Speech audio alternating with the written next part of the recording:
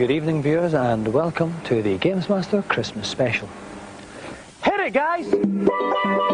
Yes, Christmas brings many things to mind. The sight of snow falling on a forest, the sight of children and the joy in their eyes as they're opening their presents, and the sight of two girls dancing in fake animal skin costumes in front of a three-piece steel calypso band. On tonight's show, Emma Harrison is quite literally up the creek without a paddle in Rapid River, but we begin with an event called If You Think This Is Hard, Just Wait Till You Hit Puberty.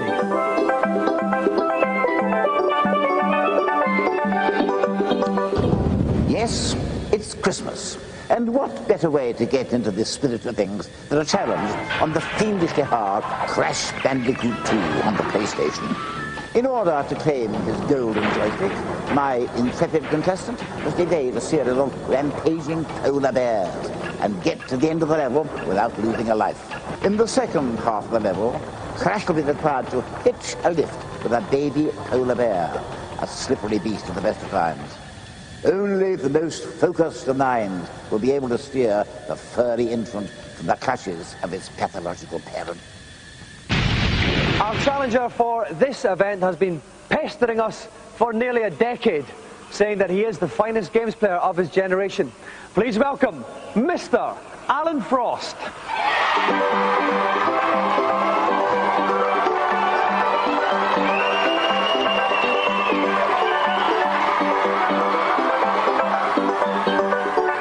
Show, Alan. Hiya. Right, Alan, how old are you? 6. 6, and so you go to school. Who's your favourite teacher? Miss Lynch. Why do you like Miss Lynch?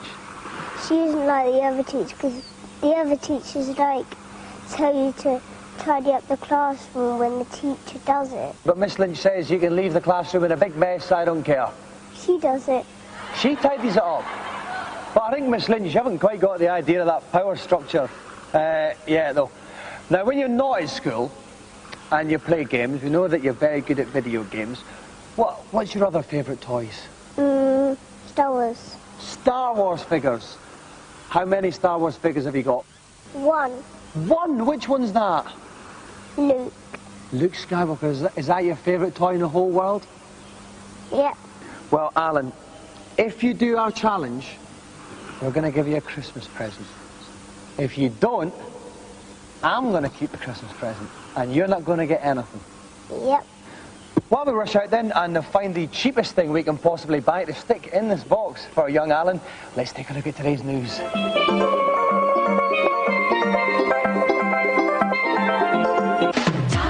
Christmas is coming, and I've been particularly good all year in the hope that Santa will fill my sack with this little gem. Talk With Me Barbie is the latest high-tech toy to make it big in America this Yuletide, a land well known for its high standards of taste and discretion. By connecting Barbie up to your PC and loading a special CD-ROM, you can program her with any amount of vital information and engage in conversations about topics as diverse as shopping, makeup, fashion and dating. But unfortunately, 2 tickets to Celtic Rangers didn't pump her nads. You're so cool. A ray of sunshine fell upon the lives of the otherwise grossly neglected residents of Harlow in Essex last week, when the nation's 13th Sega Park opened its doors on Friday. Despite its name, the park has no trees or grass in sight, concentrating instead on over 50 arcade machines and a general atmosphere of frivolity. Indeed, Sega are hoping that Harlow Sega Park and others like it will usher in a new era in which the arcade is seen as a place of family fun, rather than the dingy haunt of sociopaths and kids bunking off school. Today, the UK's first 3D IMAX cinema opens in London. As well as having a screen 7 stories high, the new cinema gives an extra dimension by using special LCD headsets, which, by flashing open and closed extremely fast, present a slightly different picture to each eye. The first 3D title on show is called Across the Sea of Time, a story set in the past and present of New York City. Oh dear. We can only hope that future titles will feature our preferred diet of gratuitous violence, gigantic spaceships, attractive ladies and pointless explosions.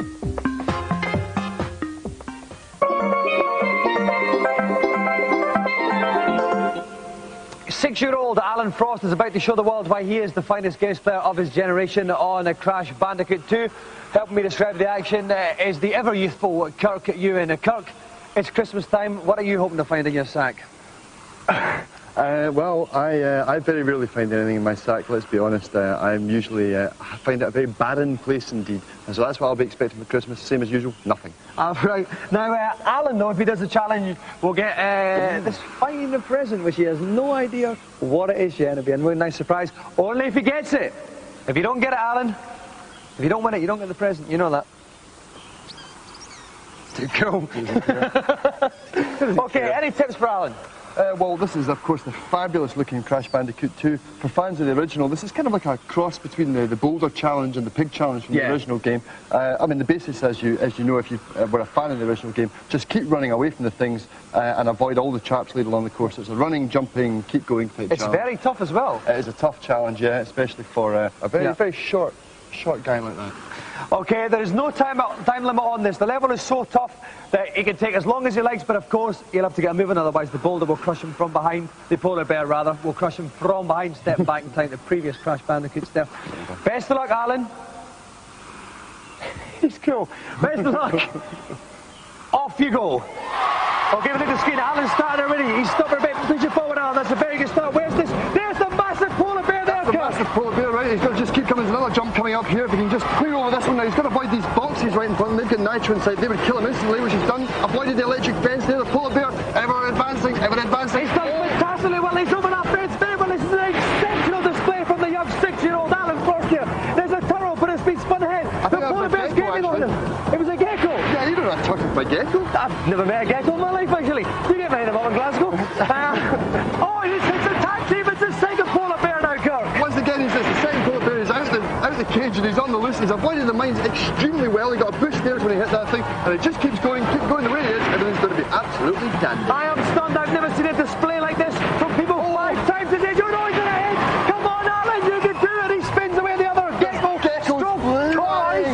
That big, massive, huge polar bear. So how near is he to the end of the level, Kirk? Well, he's just got this other polar bear to come down now. I don't quite know where it is. It should be appearing any second.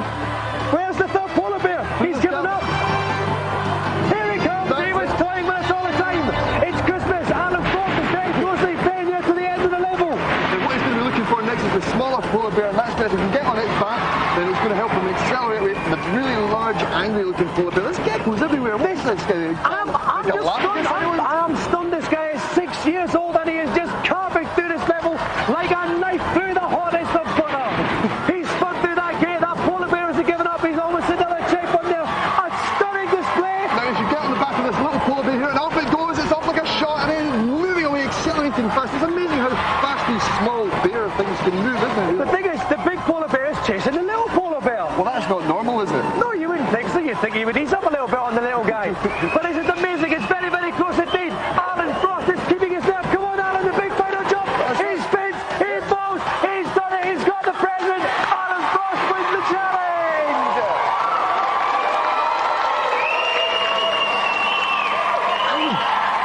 You did it. Was it easy? Not really. No, it's a very hard game, isn't it? You're just very good, aren't you? Well, I tried my best. Yeah. So would you like to open your present really quickly? Then you put that bit. Oh, that's it. Good lad. Okay, what have we got here? What is that? A Star Wars figure. And who is it? Han Solo. Han Solo. And you know something else? You know that's not the only present you get. You know you get another one, don't you? A golden joystick. Yes, you do! Alan Frost is the winner of the GamesMaster Golden Joystick!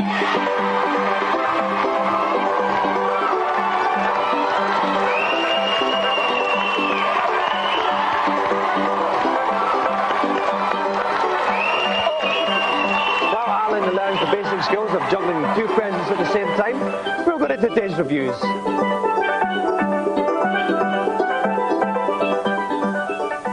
Well, here on GamesMaster, Christmas is a time normally associated with wasting huge amounts of money on video games. So a very merry Wednesday to you all, and here's our top list of games for Christmas '97. Right, first up on my Christmas wish list is Jedi Knight, a game that you really can't set a foot wrong because it's Star Wars, and once you have those sound effects, those graphics, and that kind of atmosphere, it's very, very entertaining. However, it's also nice to see that they've actually given some thought to the game behind all this atmospherics. The levels are designed well, the characters are designed well, and the story is actually an original take on the Star Wars story. All in all, a very, very classy shooter. Now, my first choice above all other games this Christmas has to be Blade Runner. You can run it on a P90 and it'll look like you're running it on a P200 with 3D effects. It's truly incredible. Light sourcing and particle effects like you've never seen before. The game is totally slick, totally playable, and an enjoyable experience all round. Well, I hope N64 owners have very small stockings, because there's not going to be an awful lot of games to shove in them this year. One of them, however, is GoldenEye, a superb first-person shoot-'em-up. The only game that could knock Turok off that particular throne. Exciting, incredibly well-designed, beautiful to watch, and above all, totally engrossing.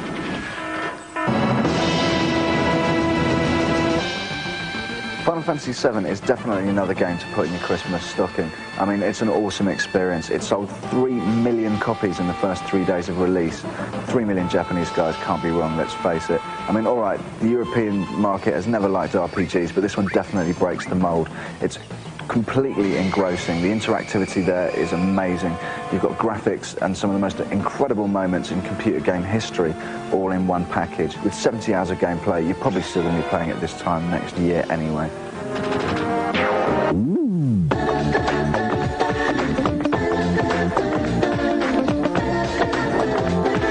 You gotta do what? I gotta believe! I bet you never thought that a toasting frog and a small dog in a beanie hat was going to make your Christmas, but it's certainly going to be making mine. This has got to be the most unusual, and while we're on the subject, the most warped video game in creation, but it's incredibly entertaining. A very simple concept, brilliantly executed, enormously creative, fun, great music, pretty graphics. The best game this year by an awful long way. Now, if you behave yourself this year, you will get one of those fantastic games as a Christmas present. I've been especially good, so I'm getting 2. They're all part of today's Celebrity Challenge. I'm well known for my love of the great outdoors, and it's not unusual to see me, paddle in hand, engaged in a spot of aquatic tomfoolery. My contestant tonight has a very similar challenge. Heading into uncharted waters on the arcade game Rapid River, they'll be relying upon precision and stamina alone to guide them to the finishing line before the timer expires. Our special guest today has done a plethora of wonderful things. Films, neighbours and tons of magazine features, a couple of which I keep underneath my bed. Please welcome Emma Harrison.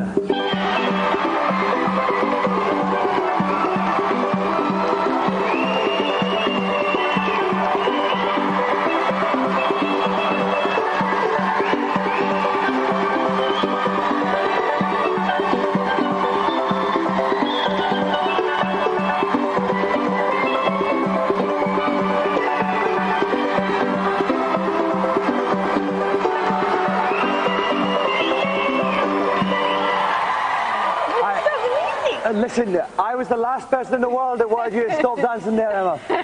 You are mad for it, basically, aren't you? You're well up for it.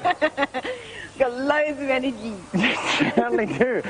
You have got a reputation for being a bit of a wild one, though, haven't you? You've done a couple of wild things, haven't you? Yeah, occasionally I just get really excited. What's the maddest thing you've ever done? Oh. Well, once at a party, I had too much champagne. Yes. And I got up on a table and danced around and put my knickers on my head. That might have been cold. You'd have got a head cold. No, but, you know, it's silly. Perfectly understandable. Now, you're also looking through the stuff that you've done.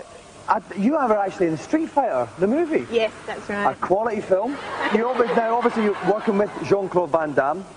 What was the closest you stood to Jean-Claude Van Damme? Maybe you and me away. But actually, I was at a party with him once, and he invited me over for a drink. And champagne, and I said no.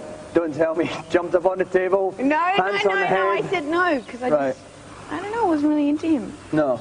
You know what I mean? Yeah. I'm not one of these people that just want to hang around because you're in a movie. You know? Right.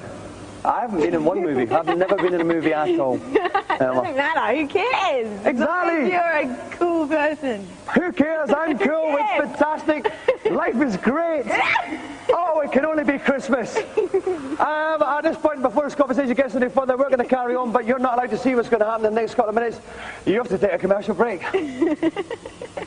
Yeah.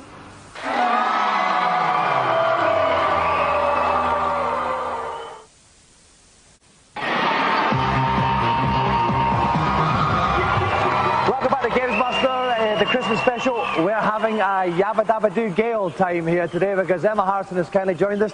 She's jumped inside a large inflatable object. Derek Lynch is going to help me describe what she does with that object. Now, Derek, in her hands, Emma has two big, huge, enormous paddles. If you had your hands on those paddles, what would you be doing? Okay, now, keep a firm grip on the paddles and dip the left-hand side of the paddle in to go left, right, and dip the right-hand side of the paddle in to go right, and try to avoid the sides, and get a nice rhythm up. Okay, that's the tips for Emma. We wish you all the best. She's got to get down to the bottom of the course before the time on the machine runs out. Emma can take any route she likes. She can basically do anything she likes on this show. Best of luck, Emma. Start paddling. Okay, not much background much to tell you about. You can see a paddle in front. Emma's using it. On the screen there will appear instructions to go left or right. None of them appear yet. You can see the time ticking down to the centre top of the screen. You can see a left turn there, and she's managed to turn that admirably. That's right. She stepped the pedal in to direct it. Come on, Emma. Turn right, the right, Emma. That's right. That's good. Another right-hander here. Dig that paddle in, Emma. Yeah, I think she was letting the bank carry her naturally. What's she going to go for? Big Canyon. I think I saw one of them when I was interviewing her. Okay, 47 seconds left here. It's a big, deep, dark canyon here, Derek. Try and avoid the sides, Emma. Do the steering. That's right. Keep the speed up. That's it. And a quick set left, Emma. Quick set left. That time is taken away there. A bit more placid, calm waters there. Oh no, she's flipped right over. But she's fine now. She's righted herself. 28 seconds to go. She's doing remarkably well, Derek. She's got a nice rhythm there. She's rocking the pedals. She's steering quite well. Avoiding the rock. Okay, we've got another choice here, Derek. Volcano Land or the Land of the Nile. We're going to go for Volcano Land. I think this is a tougher one, isn't it, this side? It does. It looks like it, but come on. Dip the pedal in. So let's keep the speed up. Lots of big spurting gushes of lava as Emma sails by. Hardly surprising. Okay, we're going for another right-hander. The time is still ticking down. 57, 56. It's not bad though. She's doing very well. Very well, very consistent. She's a remarkable woman. Most certainly. Oh look, there's a whirlpool coming up now. You really do have to paddle hard now. Really go for it. Go for it fast. Go for it. Emma, fast. She's jumping up and down. Keep the rhythm going, Emma. Keep the rhythm going. Don't get tired. Keep going. Emma. No, she's going to make it. Is she going to make it? She's approaching the end of the river. Come on, Emma. The time is ticking down as well. Come on. Keep just get out of it. Keep paddling. Use every last ounce of your energy. Rhythm. Remember the rhythm. Keep going. It looks fantastic from here, Emma. Oh, she's getting sucked down into the deep dark hole. Emma is disappearing. No! And what is this? She's into the secret section. It's a secret section. It's a secret finishing section. Emma Harrison has played the game almost by ESP.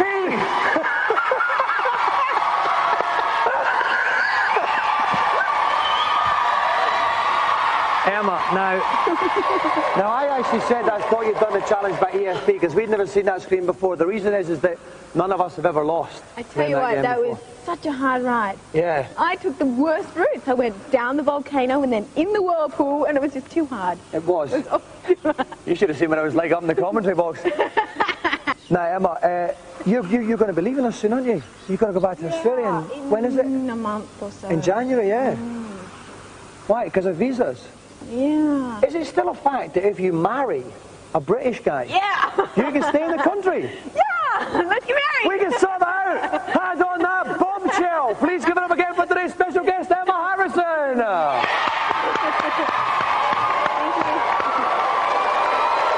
Well, I guess we've got a little bit of paperwork to attend to, and so even quicker than you can say, didn't he do a similar gag with Wickfield a couple of years ago? We'll go to today's feature.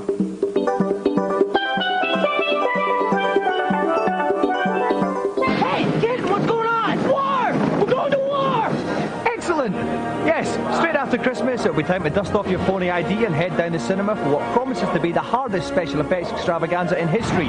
Starship Troopers, otherwise known as Humans Fight Bugs in Outer Space.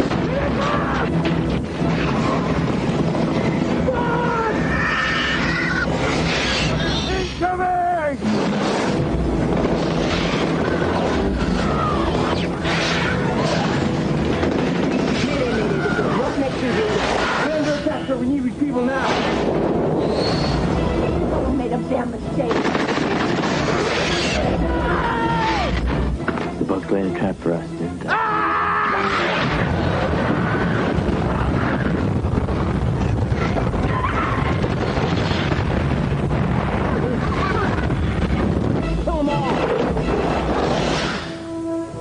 Starship Troopers is directed by Dutch bloke Paul Verhoeven, responsible for Robocop, Total Recall and Showgirls. Let's shoot it. Clearly he's a man in need of urgent medical attention. Now the attack.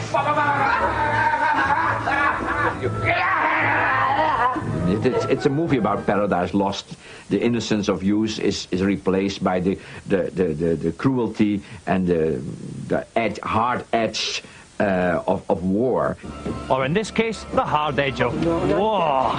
As the young recruits in question are played by Denise Richards and Dina Mayer. Yum, yum, yum. While if you're a bird, you get Casper Van Dien and Patrick Muldoon. Boy meets girl. I don't want him to get in the way of my career. Boy loses girl. She winds up falling for someone else. Boy gets another girl. I'm, hopelessly devoted to him. And boy eventually gets back to the other girl. So we have that love triangle thing going on. Yeah, blah, blah, blah, blah, blah. But you won't be going to Starship Troopers for any of that stuff. You'll be going for the spaceships, the explosions, and most of all, those armies of alien bugs. We can't show you the gruesome evidence at this time of day, but believe me, they are nasty.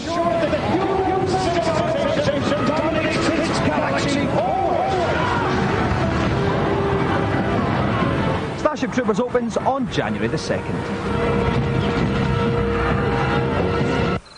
Well, that's it for the GamesMaster Christmas special. We're all roasting our chestnuts on an open fire. Wait, sounds like a cue for a song.